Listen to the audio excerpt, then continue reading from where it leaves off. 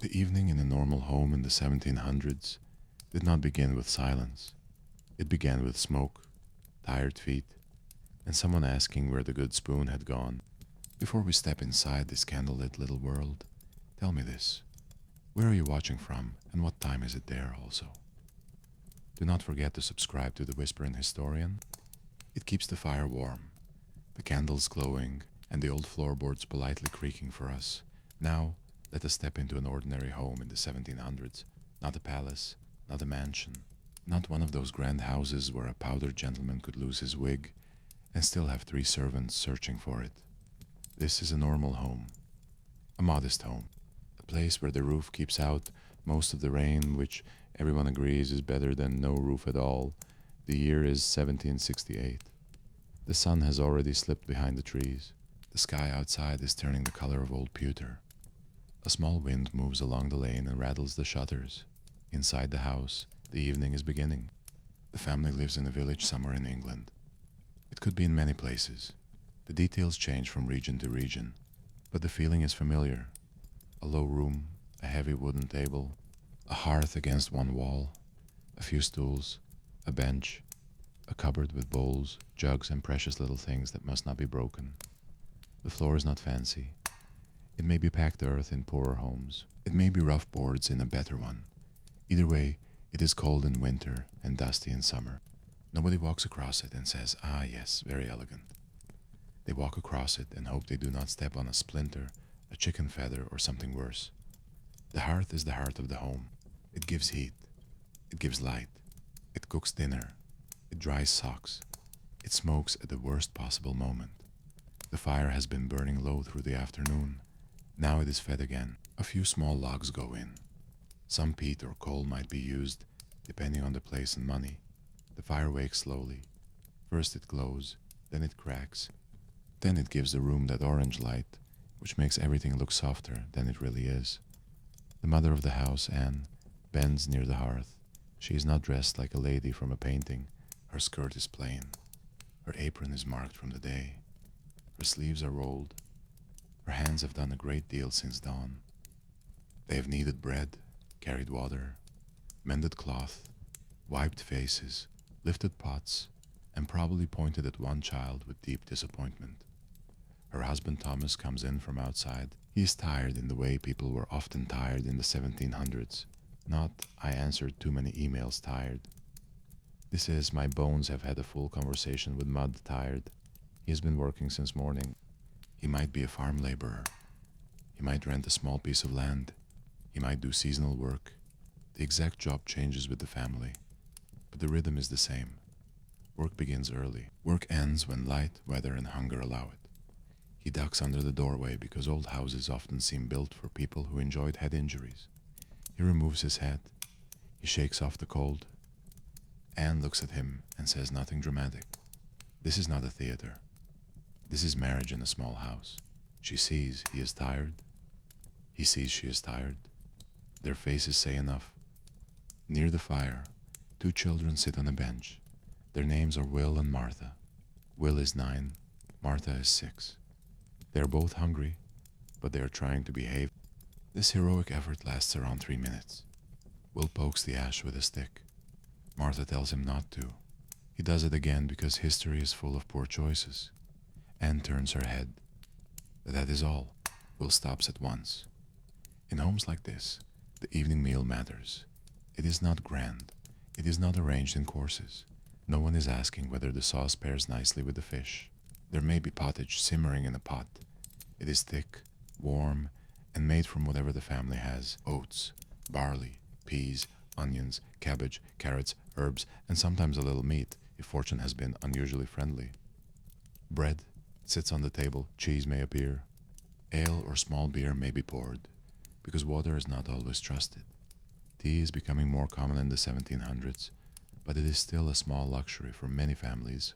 For some, tea is a treat. For others, it is a sign that the world is changing one cup at a time. Anne stirs the pot. Steam rises. The smell fills the room. It is not fancy, but it is home. The family gathers around the table. There is no glowing screen in the corner. There is no radio. There is no electric lamp. There is firelight, candlelight, and whatever light the last pale edge of evening gives through the small window. Candles are useful, but they are not wasted. A candle costs money. A poor family does not burn light just because the room looks moody. They use it when needed. Rushlights may be used in some homes. These are made from rushes dipped in fat or grease. They give a weak light, but a weak light is still better than bumping into a stool and blaming the devil. So the room glows in pieces. The hearth lights the faces, the candle lights the table, the corners remain dark. This is why old houses feel full of secrets. It is not always because a ghost is there. Sometimes it is just bad lighting. Thomas sits down slowly. Anne serves the food. The children watch the bowl like it contains treasure. In a way it does. A warm meal at the end of a long day is not small. It is survival with steam rising from it. They eat with wooden spoons. They eat from bowls. They do not waste. A crumb is not just a crumb.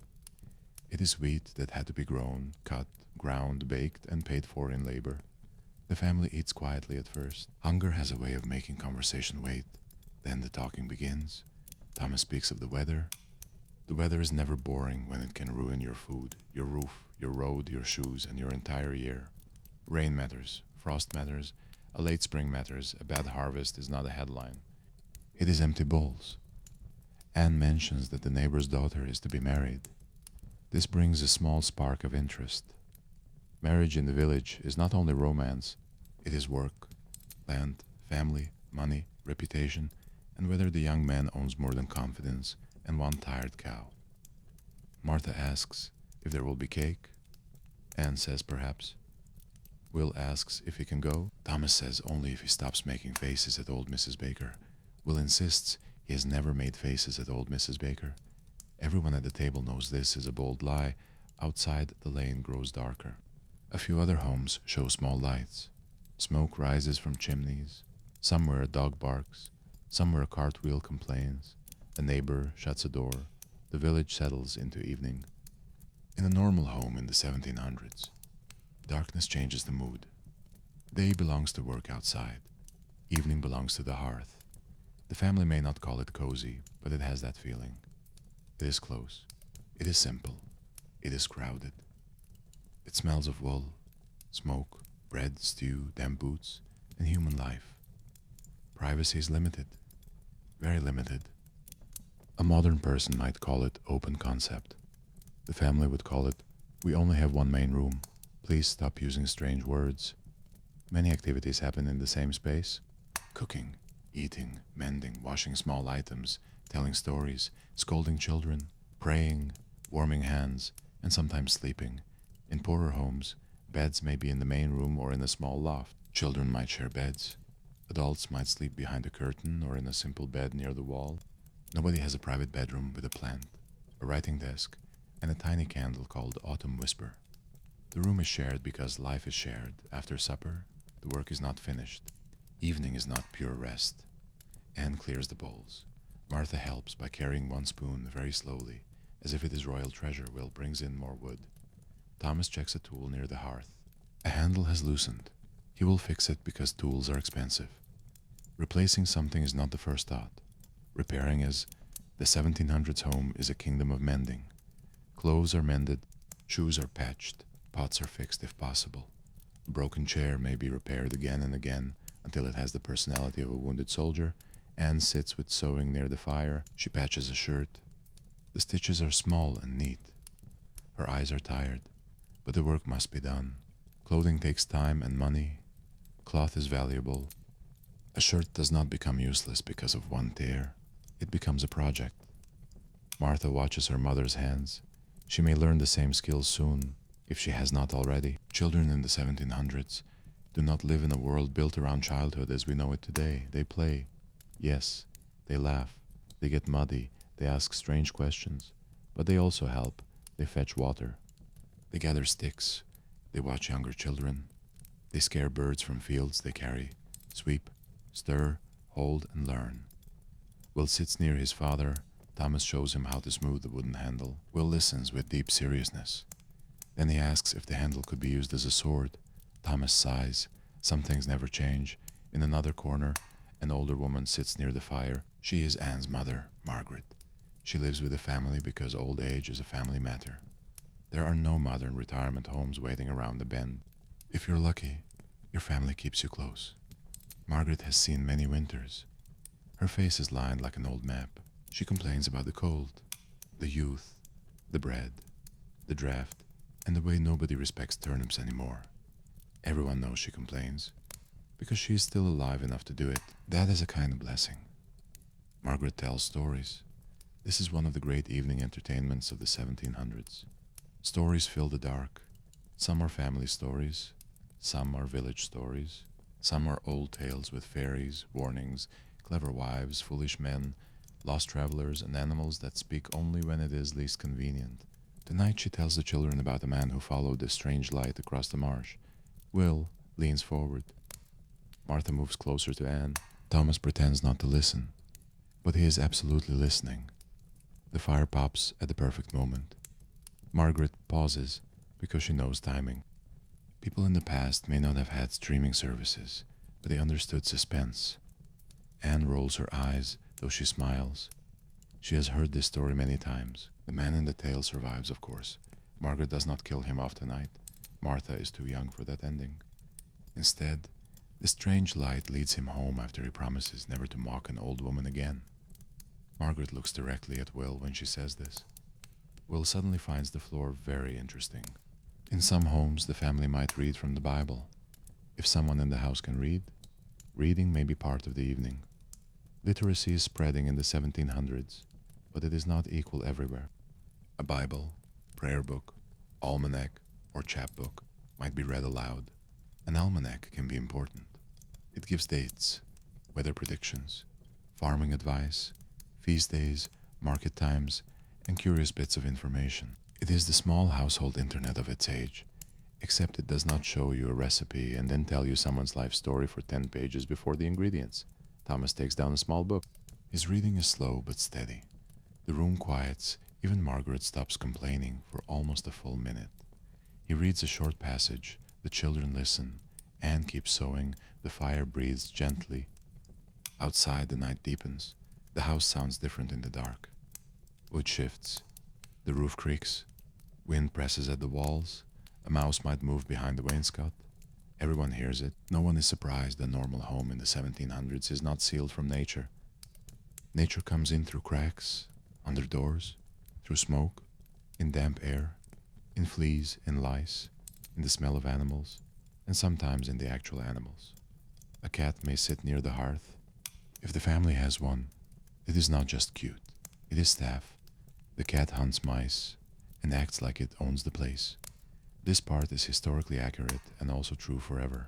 Chickens may be nearby. In very modest homes, animals might be close to the living space. In rural places, the line between house, yard, barn, and work is not always neat. The evening has its own chores. Water must be checked. The fire must be managed. Doors must be latched. Food must be covered. Ashes must be controlled. A careless fire can destroy a home. People know this. The hearth gives life, but it must be watched. Thomas steps outside for a moment. The cold hits him. The stars are sharp above the roof. There is no street lamp flooding the lane. Night is truly dark. He looks toward the fields. He thinks about tomorrow's work.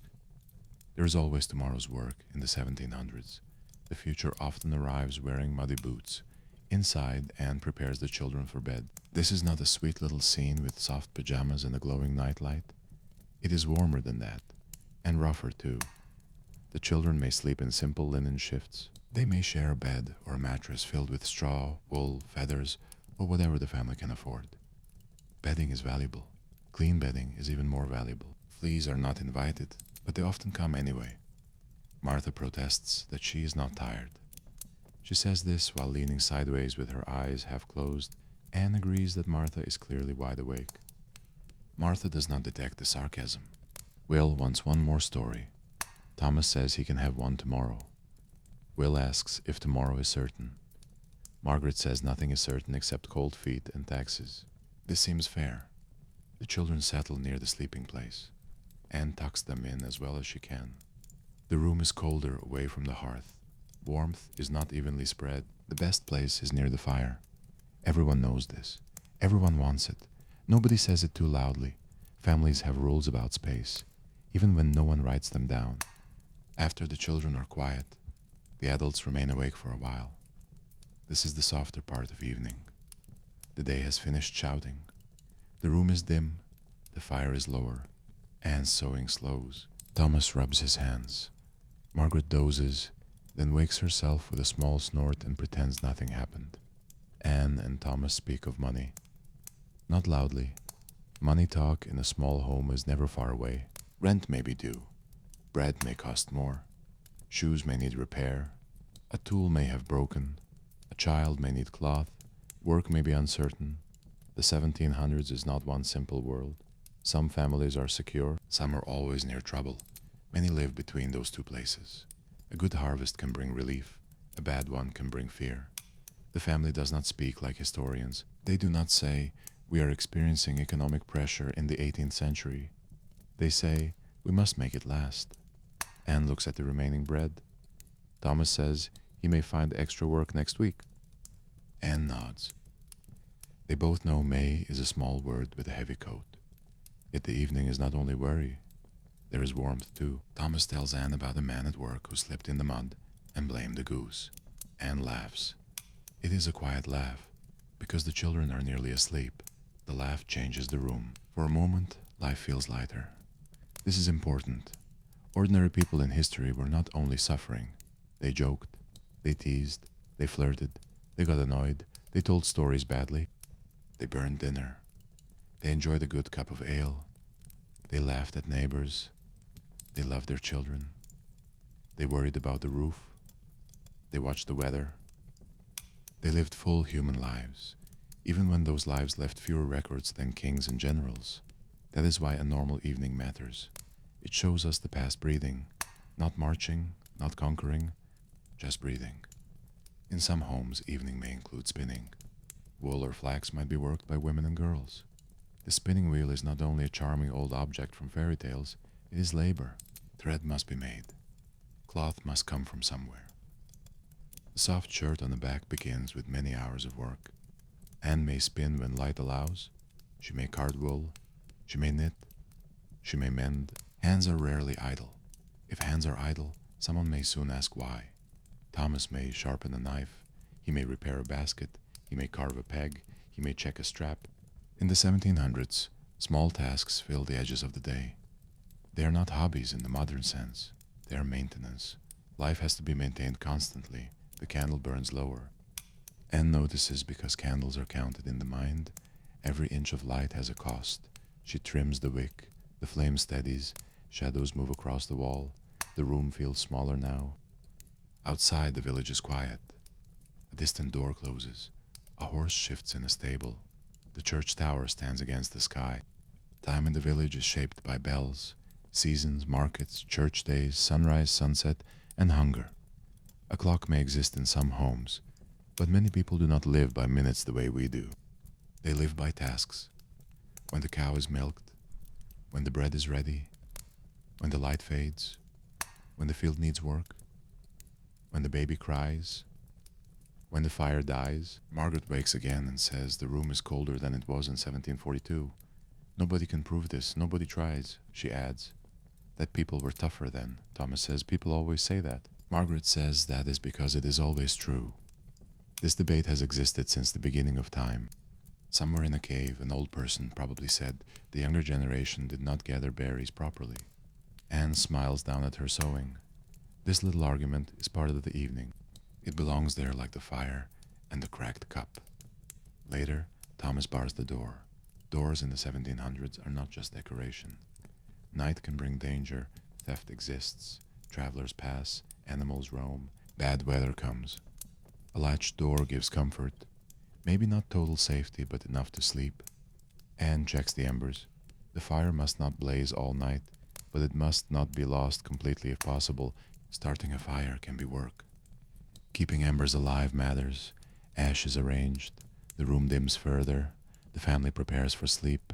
The house does not have bedrooms for everyone. It does not have thick walls of privacy. It does not have warm pipes, electric lights, or a soft humming refrigerator in the corner. It has breath, wood, cloth, smoke, and the memory of the day's labor. It has people near one another, because that is how they stay warm.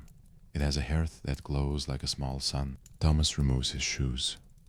Anne folds her apron. Margaret mutters a prayer. Will turns in his sleep. Martha's hand is tucked under her cheek. For a few moments, the whole room is still. If you stood there quietly, you would hear the small sounds of life. A coal settling, a child breathing, wind along the shutter, a mouse with far too much confidence. The past is not silent. It whispers through ordinary rooms. It is easy to imagine history as a parade of battles, crowns, revolutions, and portraits of men who look like they hated comfortable chairs. But most people did not spend their evenings changing the world in dramatic fashion. They ate what they had. They warmed their hands. They mended what was torn. They told children to stop poking the fire. They worried. They laughed. They slept. And then they rose before the sun and did it all again. That is the secret beauty of an ordinary home in the 1700s. It was not grand. It was not easy. It was not always clean, quiet, or comfortable. But it was alive. Every object had a story. The spoon had been used for years. The table had heard arguments and prayers. The cup had survived the child dropping it twice. The chair leaned to one side, but everyone trusted it anyway. The hearth held winter at a distance. The roof did its best. The people inside did the rest.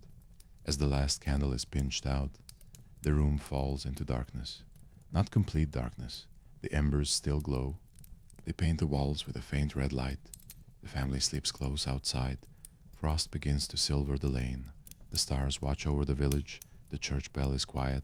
The fields are waiting. Morning will come with more work, more smoke, more bread, more weather, and probably another missing spoon. But for now, the house rests. The evening has done its work. It gathered the family in from the cold. It fed them.